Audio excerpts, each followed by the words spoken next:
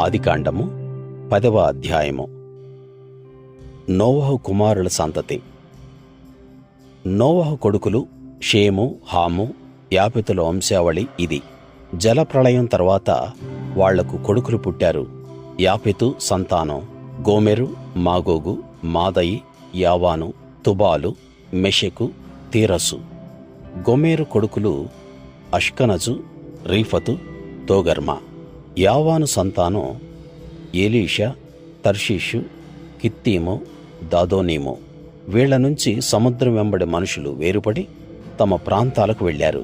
తమ తమ జాతుల ప్రకారం, తమ తమ భాషల ప్రకారం, తమ తమ వంశాల ప్రకారం ఆ దేశాల్లో ఉన్నవాళ్ళు వేరైపోయారు.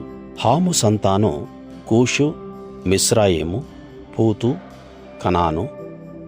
కూషు కొడుకులు సెబా, హవీలా, సప్తా, రాయమా, సప్తాకా. రాయమా కొడుకులు షేబా, దదాను. కూషుకు నిమ్రోదు పుట్టాడు. అతడు భూమి మీద పరాక్రమం కలిగిన శూరుల్లో మొదటివాడు. అతడు యెహోవా దృష్టిలో పరాక్రమం గల వేటగాడు.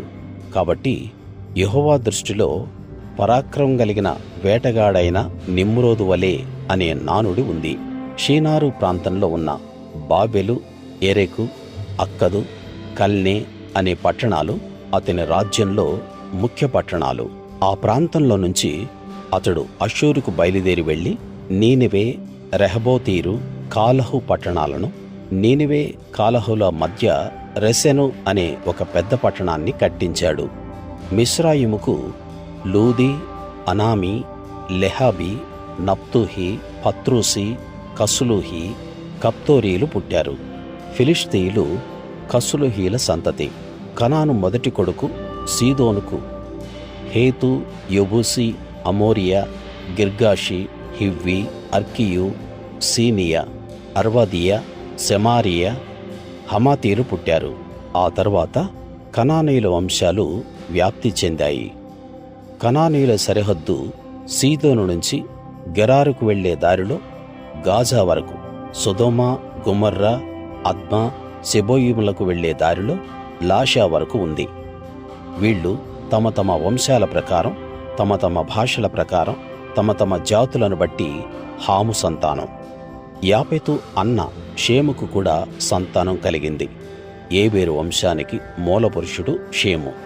షేము కొడుకులు ఏలాము, అష్షూరు, అర్పక్షదు, లూదు, అరాము. అరాము కొడుకులు ఊజు, హూలు, గెతెరు, మాషా. అర్పక్షదుకు షేలహు పుట్టాడు. షేలహుకు ఏబెరు పుట్టాడు.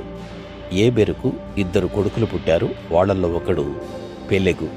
ఎందుకంటే అతని రోజుల్లో భూమి విభజన జరిగింది. రెండోవాడు యొక్తాను.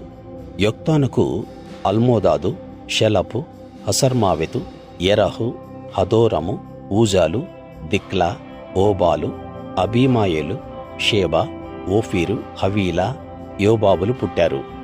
వాళ్ళు నివాసం ఉండే స్థలాలు మేషా నుంచి సపారాకు వెళ్లే దారిలో తూర్పు కొండలు. వీళ్ళు తమ తమ వంశాల ప్రకారం, తమ తమ భాషల ప్రకారం, తమ తమ ప్రాంతాలను బట్టి, తమ తమ జాతులను బట్టి షేము కొడుకులు.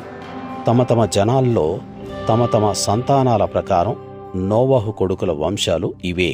జలప్రళయం జరిగిన తరువాత వీళ్లలో నుంచి జనాలు భూమి మీద వ్యాప్తి చెందారు.